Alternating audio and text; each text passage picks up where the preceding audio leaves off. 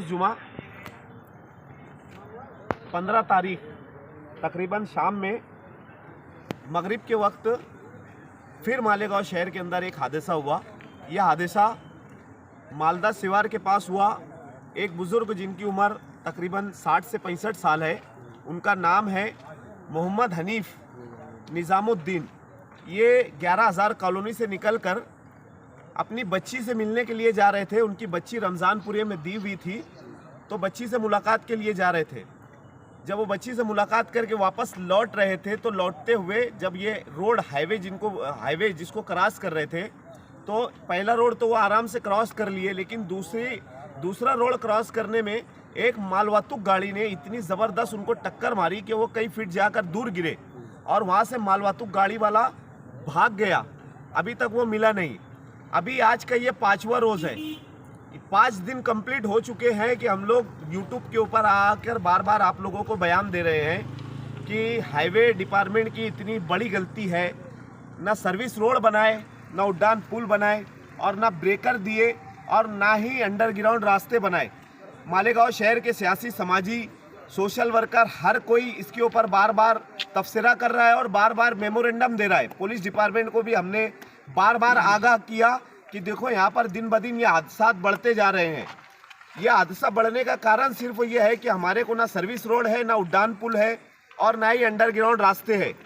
ये बुजुर्ग जिनकी उम्र 60-65 साल थी, ये आराम से रोड क्रॉस कर रहे थे, लेकिन जो फास्ट गाड़ी आई, मालगाड़ी जो भी थी, उसने इतनी ज़ोर से इनको मारा और मारने के बाद चला गया। हम लोगों की बार बार आप लोगों से गुजारिश है, आप लोगों के यूट्यूब के ज़रिए से, कि ये बात कम से कम प्रशासन तक पहुँचे कि ये हाईवे डिपार्टमेंट वालों की इतनी बड़ी गलती है कि ये गलती की वजह से अनेक लोगों की जानें यहाँ पर जा रही है। ये 5वां दिन है। आप लोगों के पास, आप लोगों ने हमारी यूट्यूब पे वीडियो भी देखी होगी कि हम लोग हाईवे से बार बार लाशें उठा कर ला रहे हैं।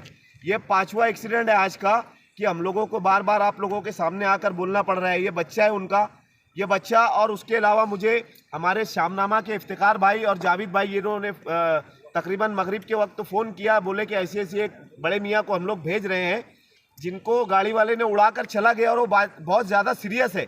लेकिन 2 बच्चे यहाँ पर लाकर जो उनको छोड़े, वो बच्चों ने फिर मुझे कॉल किया कि यार उनका इंतकाल हो गया।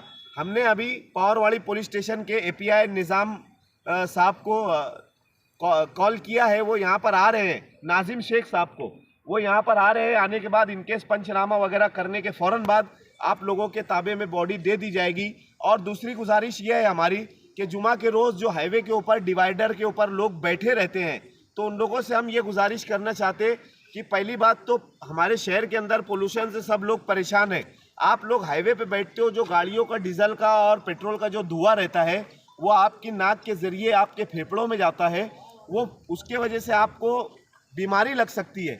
तो हाईवे पे डिवाइडर पे ना बैठते हुए आप कोई दूसरी जगह जाकर बैठे।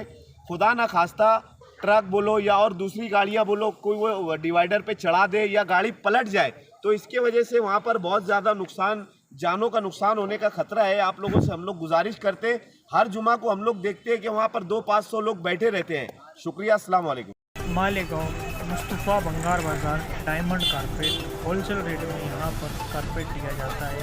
हमारा पता याद रखें, मालेगांव मुस्तफ़ा बंगार बाज़ार डायमंड कारपेट।